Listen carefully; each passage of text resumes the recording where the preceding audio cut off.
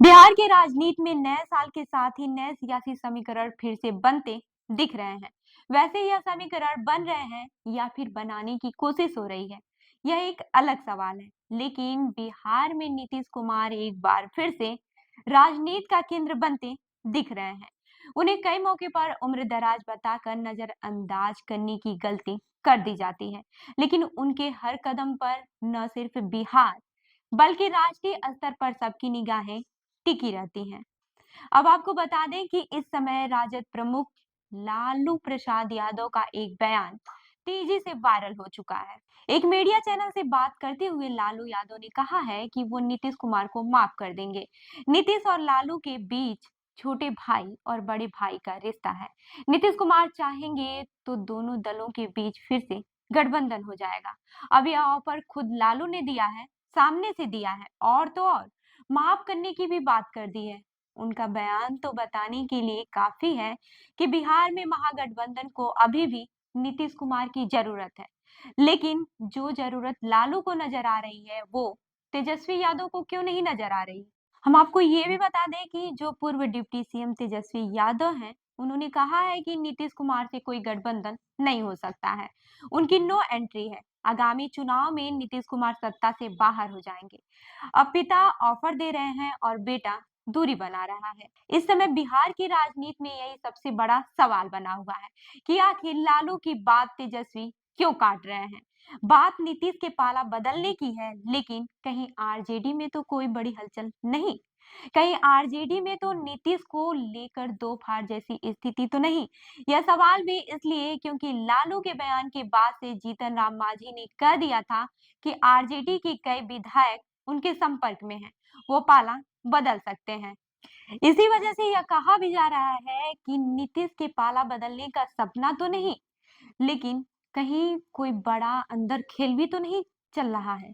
वैसे लालू प्रसाद यादव अगर कोई ऑफर नीतीश को दे रहे हैं, उनके अपने कारण हैं। स्पष्ट रूप से 3 कारण तो दिख ही रहे हैं। पहला कारण तो यह है कि मीडिया के सामने नीतीश चुप्पी साध चुके हैं। सियासी इतिहास बताता है कि नीतीश कुमार चुप्पी किसी बड़े घटनाक्रम की ओर इशारा करता है। दूसरा कारण यह है कि दिल्ली गए नीतीश कुमार की मुलाकात बीजेपी हाईकमान से नहीं हो पाई है, जबकि केंद्र सरकार उनके समर्थन से चल रही है। तीसरा कारण यह है कि दिल्ली चुनाव में जेडीयू तो चाहती है कि सीटें, लेकिन बीजेपी ने साफ मना कर दिया है। अब यह वो कारण है जो नीतीश कुमार को नाराज कर सकते हैं, और उनकी नाराजगी हमेशा से पाला बदलने की पटकथा लिखती रही है।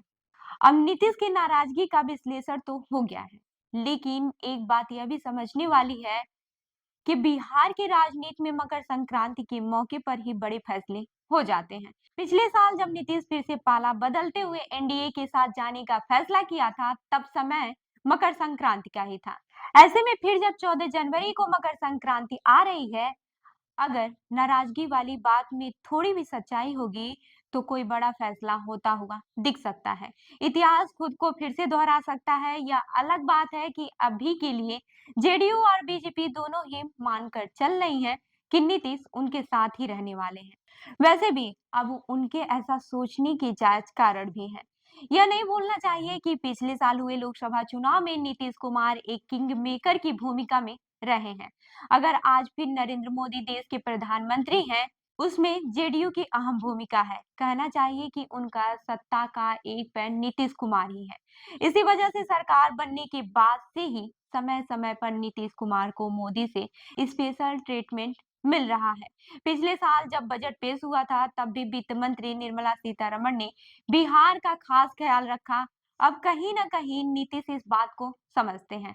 अगर उन्हें बिहार के लिए स्पेशल पैकेज चाहिए, अगर उन्हें बिहार में विकास को रफ्तार देनी है, उन्हें जरूरत मोदी की पड़ेगी, उन्हें जरूरत एनडीए गठबंधन की ही पड़ेगी। वैसे भी अगर नीतीश कुमार फिर से पाला बदलने की सोचेंगे, उस स्थिति में इस बात का विश्लेषण भी होना चाहिए कि इंडिया गठबंधन में नीतीश को क्या हासिल हो सकता है। सबसे बड़ी चीज तो यही है कि नीतीश कुमार यही हासिल कर सकते हैं कि उन्हें इंडिया गठबंधन का प्रमुख बनाया जा सकता है। यही नहीं भूलना चाहिए कि जब इंडिया गठबंधन बनाया गया था, तो उसके सबसे पहले सूत्रधार नीतीश ही थे। उन्होंने कई पार्टियों को साथ लाने का काम किया था। ऐसे में अभी भी जब फिर से कांग्रेस सियासी रूप से कमजोर हुई है, 2 राज्यों में चुनावी हार ने उसकी नेतृत्व क्षमता पर सवाल उठा दिया है। उस बीच नीतीश फिर से लीड करने के मामले में बाजी मार सकते हैं। तो इस खबर पर क्या है आपकी राय हमें ज़रूर बताइएगा। मैं हूँ रूबी आपके साथ और आप देख रहे हैं जन दर्पण न्यूज़। धन्यवाद।